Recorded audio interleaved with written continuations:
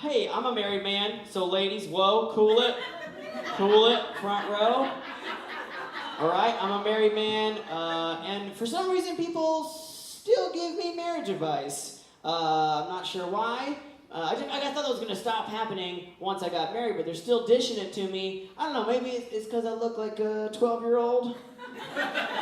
Wearing a very convincing makeup beard, I'm not sure what it is. But it's never good advice. It's always the same stuff everybody else gets. It's always like, Chase, look at me, okay? Here's the secret. Here's the key, all right?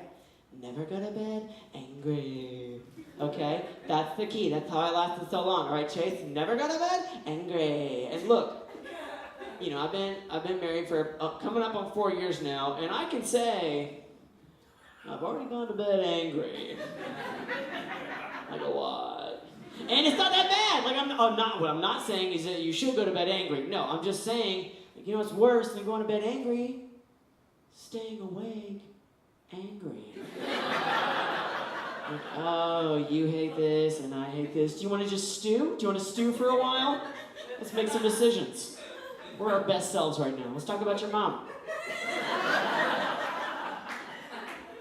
You guys into like apps, like productivity apps, you know, like stuff that helps you sleep and stuff? I'm sure you are. You're a very tech-savvy crowd.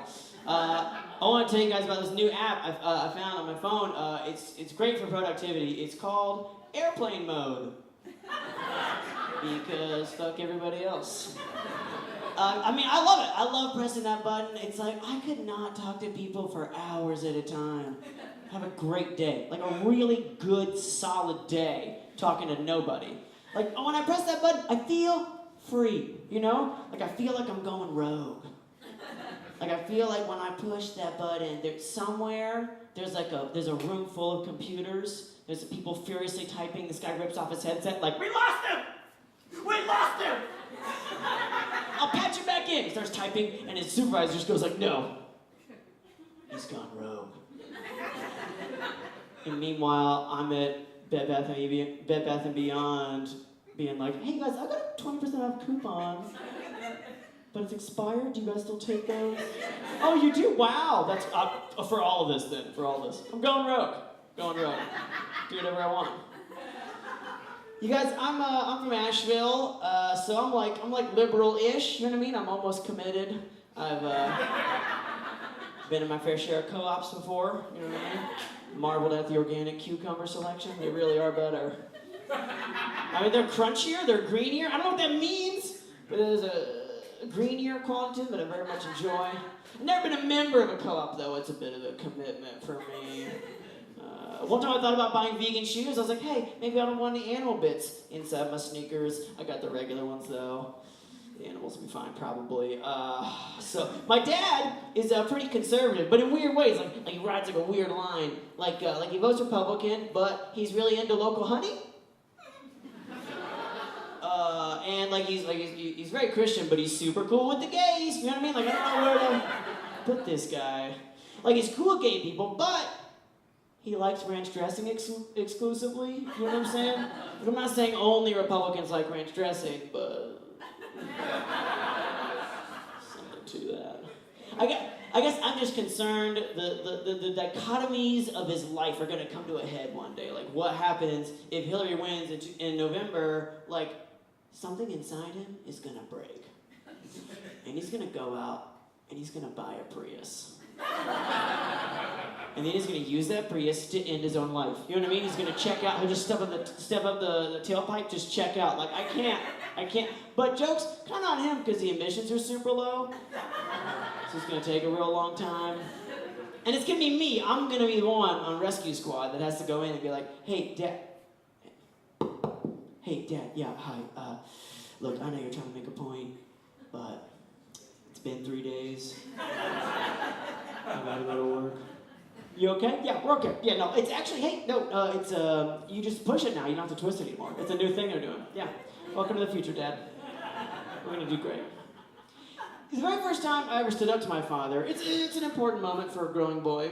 I was in second grade. I was on like a road trip with my dad. It was a father-son road trip, and we're cruising along, and he grabs a Coke out of the cooler my mom packed for us on the trip, and he cracks it open, like, and then takes a sip, and I'm like, oh, this is the moment. Now I must take a stand. The reason for this is my favorite class in 2nd grade was Bible class. And let me be clear, when I say Bible class, I don't mean like Sunday school, I mean Bible class. Public school, West Virginia, early 90s, not sure how they got away with it. I think it was a history credit. I'm not fucking with you guys. I think that's real. Yep, I don't even know the Jewish kids did. I didn't even know we had Jewish kids. Anyway, it was my favorite class. I loved it. I loved it because, like, other people in 2nd grade, they're learning Spanish. Like, Azul, Colombia. I've got, like, an old lady with a rickety shopping cart full of Bibles that just comes in like, sinners. You're all sinners. And she told us the best stories, like about Johnny who went to prom and he drank too much and he drowned in his own vomit. You know, the best stories for 2nd graders. It was like Tales from the Crypt with this lady, like the blood, the gore, the intrigue. I loved it, and she always, all of her stories had like a moral at the end, or something she would always tell us. And she said this one all the time after all of her stories. She'd be like, boys and girls, if you see someone drinking and driving, you have to say something. I don't care if it's your brother, if it's your cousin, if it's your mom or dad, you have to stop drinking and driving. And so I'm sitting in the passenger seat watching my dad sip on a Coke, and I'm like, be brave, Chase! This is it, this is the moment. Dad! You have to stop drinking and driving! And my dad looks at me and he laughs, and he's like, Chase, this isn't drinking and driving. And then he pulls out a 40, and he's like, this is drinking and driving! And we both did a Bubba Coke. It was a great trip.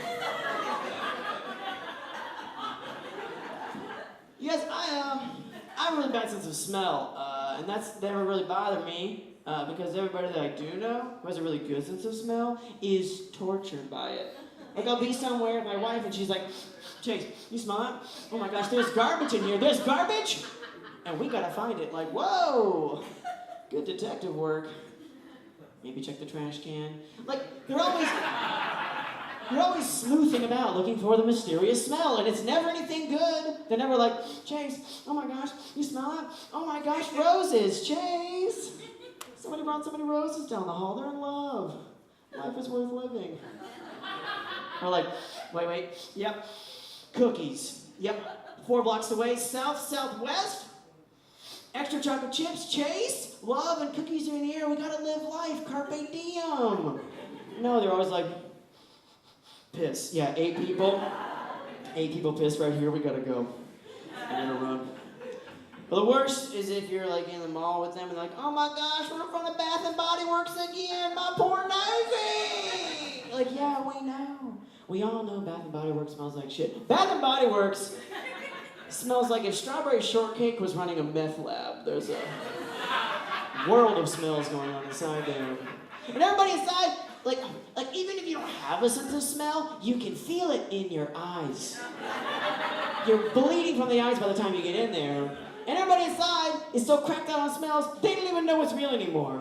They're like, oh my god, oh my god, oh my god. Granny Smith apple. They put Granny Smith apple to a candle. How do they do that? Smell it, smell it. Oh my god, oh my god, oh my god. This smells just like I went to a farmer's market. And I bought a bushel of Granny Smith apples. And I came home and I put them on the counter. And then I set them on fire using Jolly Rancher gasoline. So I live my life. You sad people. I'll leave you guys with this. I've been trying to get into like running, because I'm trying to get in shape. And I realize like I'm in shape. I just mean like a shape other than like chimney sweep. You know what I mean? Something. Anyway, I'm trying to get into running. And I don't know, I'm a little... Do you guys ever think maybe they measure running in kilometers just because it sounds further? Like, I had a friend who was like, hey man, I just did a 10K. You're like, 10K? Whoa, wow, are you okay? Wow, that's incredible. You didn't even tell me. Are you okay? And you do the math on that, and that's like 6 miles, which is less than 10 by almost half. But still, I mean, 6 miles, I wouldn't run that by myself.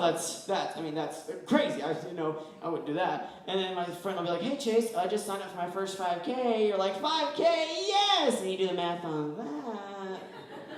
It's like right at 3 miles. Look, if you've ever been lost on foot in an urban area for about 30 minutes or so, we've all done the 5K. So congratulations to all of you on that.